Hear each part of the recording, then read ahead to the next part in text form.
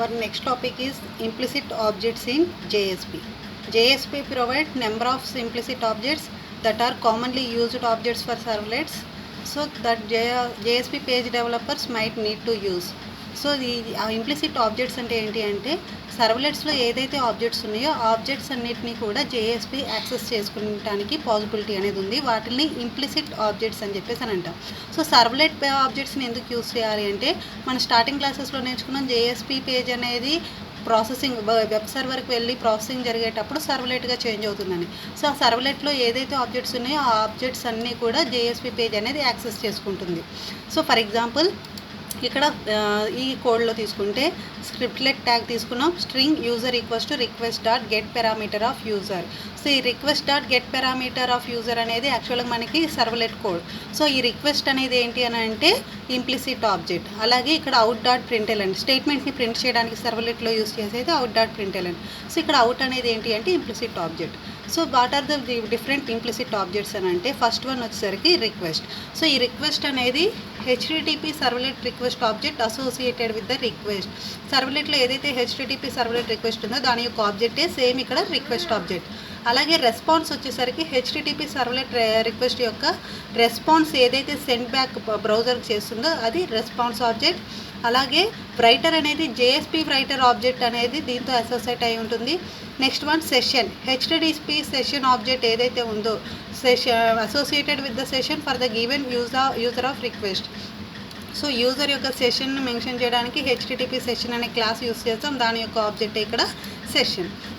Next one application. The servlet context object for the web application. So web application create చేయడానికి servlet context class యొక్క object application అనేది తీసుకుంటాం. అలాగే config.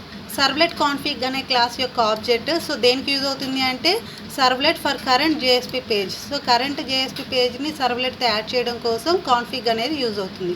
అలాగే page context. So page context అనే class యొక్క object ఈ page context అనే implicit object that encapsulate the environment of a single request for this current JSP page. So single రిక్వెస్ట్మెంట్ ఏదైతే ఉందో ఆ పేజ్ కాంటెక్స్ట్ మొత్తాన్ని ఇంప్లిమెంట్ చేయడం కోసం పేజ్ కాంటెక్స్ట్ అనేది యూజ్ అవుతుంది. అలాగే page variable is equals to this variable of Java programming. So Java ప్రోగ్రామింగ్లో దిస్ అనేది యూజ్ చేస్తాం. ఒక మెథడ్లో మనం ఏదైతే డేటా మెంబర్ ఇచ్చామో అదే మెథడ్తో ప్రైవేట్ మెంబర్స్ కానీ పబ్లిక్ మెంబర్స్ని కానీ యాక్సెస్ చేయడానికి దిస్ అనే కీవర్డ్ యూజ్ చేస్తాం. సో ఆ దిస్ కీవర్డ్కి ఈక్వలెంట్గా జేఎస్పీలో యూజ్ అయ్యేది page. Next one exception. So exception object అనేది ఏంటి అని అంటే థ్రోవబుల్ ఆబ్జెక్ట్ని మనకు ప్రోగ్రామింగ్ జావా ప్రోగ్రామింగ్లో థ్రోవబుల్ అనే క్లాస్ ఉంది. దాని యొక్క ఆబ్జెక్ట్ ఏదైతే చేస్తుందో ఎక్సెప్షన్ అనేది జేఎస్పీ పేజ్లో యూజ్ చేస్తాం. సో ఇవి మనకి జేఎస్పీలో ఉన్న different types of implicit objects. So next topic వచ్చేసరికి custom tags. So custom tags అంటే ఏంటి అని అంటే మనకి యాక్చువల్గా జేఎస్పీ ట్యాగ్స్ అంటే ఏంటి అని అంటే ఏదైతే స్క్రిప్టింగ్ ఎలిమెంట్స్ ఉన్నాయి అలాగే డైరెక్టివ్స్ అలాగే యాక్షన్స్ ఆ 3 టైప్స్ ఆఫ్ ట్యాగ్స్ని యూజ్ చేసుకుని ఒక జేఎస్పీ కోడ్ అనేది మనం డెవలప్ చేస్తాం. అలా కాకుండా మన ఓన్గా ఒక ట్యాగ్ అనేది డెవలప్ చేస్తే దట్ ఈస్ కస్టమ్ ట్యాగ్ అనేది అంటాం. సో ఈ కస్టమ్ ట్యాగ్ వల్ల యూజ్ ఏంటి అని అంటే స్క్రిప్ట్లెట్ ట్యాగ్ల అనే దాన్ని మనం ఎలిమినేట్ చేసి డైరెక్ట్గా మన ట్యాగ్ అనేది యూజ్ చేసుకోవచ్చు. ద మెయిన్ అడ్వాంటేజెస్ ఏంటి అని అంటే eliminates the need of scriptlet tag, separation of business logic from JSP, reusability. Just like ఫంక్షన్స్లో ఒకసారి మనం ఫంక్షన్ అనేది యూస్ చేస్తే నెంబర్ ఆఫ్ టైమ్స్ ఎక్కడైనా కానీ యూస్ చేసుకోవచ్చు. సేమ్ అలాగే ఇక్కడ కస్టమ్ ట్యాగ్ అనేది మనం ఒక్కసారి క్రియేట్ చేస్తే మన లైబ్రరీలో సో అది ఎన్నిసార్లు అయినా కానీ మనం యూస్ చేసుకోవడానికి పాసిబిలిటీ ఉంటుంది. స్క్రిప్టెడ్ ట్యాగ్ని ఎలిమినేట్ చేసి మన ఓన్ ట్యాగ్ని రిప్రజెంట్ చేసుకోవచ్చు. సో దానికి సింటాక్స్ ఏంటి అని అంటే 2 టైప్స్ ఆఫ్ సింటాక్సెస్ అనేది ఉంటుంది. సో ఎంటీ ట్యాగ్ ఒకటి అలాగే custom body tag. So custom tag అనేది ఎంటీగా రిప్రజెంట్ చేయొచ్చు, బాడీగా కూడా డిఫైన్ చేసుకోవచ్చు.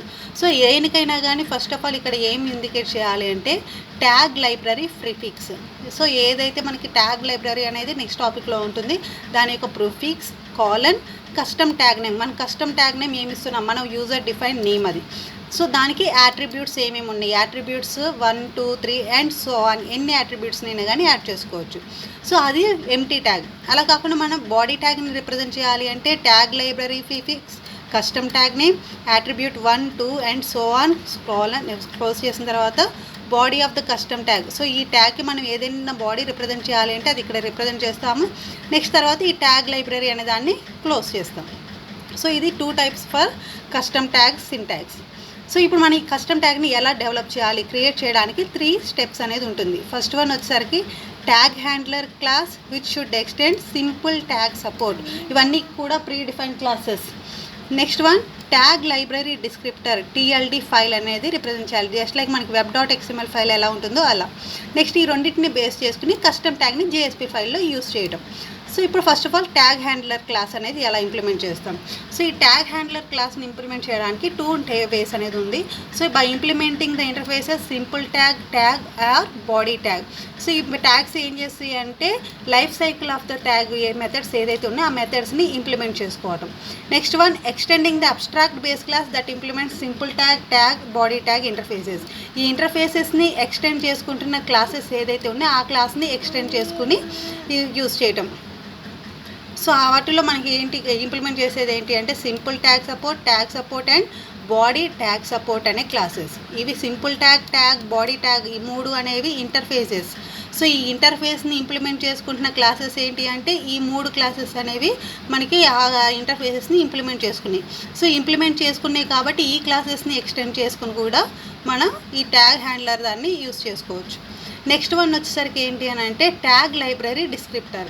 ఈ ట్యాగ్ లైబ్రరీ డిస్క్రిప్టర్ అనే దాన్ని ఏం చేస్తా, దానికి ఎక్స్టెన్షన్ ఏంటి అంటే .tld ఎక్స్టెన్షన్ ఇస్తాము. అది ఎక్కడ క్రియేట్ చేయాలి అంటే web.inf అనే డైరెక్టరీ, జస్ట్ లైక్ మన సర్వర్లెట్లో యూస్ చేస్తున్నప్పుడు ఎలా అయితే చేస్తామో అలాగే చేస్తాము. లేదు అని అంటే meta env director or sub directory of tag library packaged in jar. So jar అనే ఫోల్డర్లో ట్యాగ్ లైబ్రరీ ఉంటుంది. దాంట్లో మెటా INFలో కానీ web.infలో కానీ ఈ .tld ఫైల్స్ని స్టోర్ చేసుకోవాలి. సో ఇప్పుడు దీనికి ఎగ్జాంపుల్ ఏంటో చూద్దాం. So package name, import tag statements, so public count matches అనేది మన క్లాస్ నేము. ట్యాగ్ సపోర్ట్ని ఎక్స్టెండ్ చేసుకుంటాం. ట్యాగ్ సపోర్ట్ అనేది ఎక్కడ ఇచ్చాము అంటే మనం ఇక్కడ యూజ్ చేస్తాం. ట్యాగ్ సపోర్ట్ అనేది ఇది క్లాస్ నేమ్. సో అది ఈ క్లాస్ అనేది ఏం చేస్తుంది, ఈ ఇంటర్ఫేసెస్ ఏదైతే ఉన్నాయో ఆ ఇంటర్ఫేస్ని ఇంప్లిమెంట్ చేసుకుంది కాబట్టి దాన్ని ఎక్స్టెండ్ చేసుకున్నాం. సో ఇందులో ఈ 2 వేరియబుల్స్ తీసుకున్నాం, ఇన్పుట్ స్ట్రింగ్, లుకప్ స్ట్రింగ్ అని 2 వేరియబుల్స్ తీసుకున్నాం. సో గెట్ ఇన్పుట్ స్ట్రింగ్ అనేది ఒక మెథడ్. ఈ మెథడ్లో ఏం చేస్తున్నామంటే ఇన్పుట్ స్ట్రింగ్ని రిటర్న్ చేయాలి. అలాగే సెట్ ఇన్పుట్ స్ట్రింగ్ అనేది ఇంకొక మెథడ్. ఆ మెథడ్లో ఏం చేస్తాము అంటే ఇన్పుట్ స్ట్రింగ్కి ఒక వాల్యూ అనేది మెన్షన్ చేస్తాం. ఆ ఇన్పుట్ స్ట్రింగ్ని యూస్ చేయడానికి this.input string equals to input string. ఈ సెట్ ఇన్పుట్ స్ట్రింగ్లో ఏదైతే వాల్యూ ఇక్కడ ఇస్తున్నామో ఆ వాల్యూని దీనికి అసైన్ చేస్తుంది. Next one get lookup string. So get lookup string అనేది ఒక మెథడ్. దాంట్లో ఏం చేస్తామంటే రిటర్న్ చేయాలంటే లుకప్ స్ట్రింగ్ని రిటర్న్ చేయాలి. Next one set lookup string, lookup స్ట్రింగ్ని సెట్ చేసుకోవడానికి వాల్యూ ఇవ్వడానికి సో డూ స్టార్ట్ ట్యాగ్ అనే ఒక మెథడ్. ఆ మెథడ్ని ఇక్కడ JSP ఎక్సెప్షన్ని త్రో చేస్తుంది. సో దీంట్లో ఏం చేస్తాము అని అంటే string.utils నుంచి కౌంట్ మ్యాచెస్ అనే ఒక మెథడ్. ఆ మెథడ్లో ఏం తీసుకున్నా అంటే 2 arguments, input string, lookup string. So count matches అంటే మ్యాచ్ అయిన స్ట్రింగ్స్ని కౌంట్ చేయటం. సో అది ఏ క్లాస్లో ఉంటుందంటే స్ట్రింగ్ యూటిల్స్ అనే బేస్ క్లాస్లో ఉంటుంది. సో నెక్స్ట్ ఇప్పుడు మనం ఈ క్లాస్ని బేస్ చేసుకుని ఇక్కడ మనం కస్టమ్ ట్యాగ్ని డెవలప్ చేయటం. ఇది మెయిన్ మనకి ఇక్కడ మన కస్టమ్ ట్యాగ్ ఎగ్జాంపుల్లో. సో ఈ కస్టమ్ ట్యాగ్ని డెవలప్ చేసుకునేటప్పుడు ట్యాగ్ లిబ్ అనేది మెయిన్ ట్యాగ్ నేమ్. దీంట్లో tag lib version, JSP version, short name, info, URI అనేది different types of sub tags. So tag library version ఏ టైప్ ఆఫ్ వర్షను, అలాగే JSP version ఏంటి, దానికి షార్ట్ నేమ్ ఏంటి. Short name అంటే మనకి ఇదేం ప్రోగ్రామ్ యొక్క షార్ట్ నేమ్ అనేది ఇస్తున్నాం. ఇన్ఫర్మేషన్ ఏంటిది, simple tag lib for SPSTR operation, substring operation. అలాగే URI అనేది మనం అంటే ఎక్కడ ఉంది ఈ ట్యాగ్ లిబ్ అనేది దాని యొక్క కంప్లీట్ పాత్ అనేది ఇక్కడ మెన్షన్ చేయాలి. నెక్స్ట్ ఇప్పుడు మన ట్యాగ్లో ఏమిస్తున్నామంటే నేమ్. సో నేమ్ ఏంటి అంటే దానికి program name, count matches. Tag class అనేది ఏంటి అని అంటే సో ఎక్కడ మనం ఆ క్లాస్ అనేది స్టోర్ అయి ఉందనేది ట్యాగ్ క్లాస్ రిప్రజెంట్ చేస్తుంది. ఇన్ఫర్మేషన్ ఏంటి అంటే స్ట్రింగ్ యూటిలిటీ.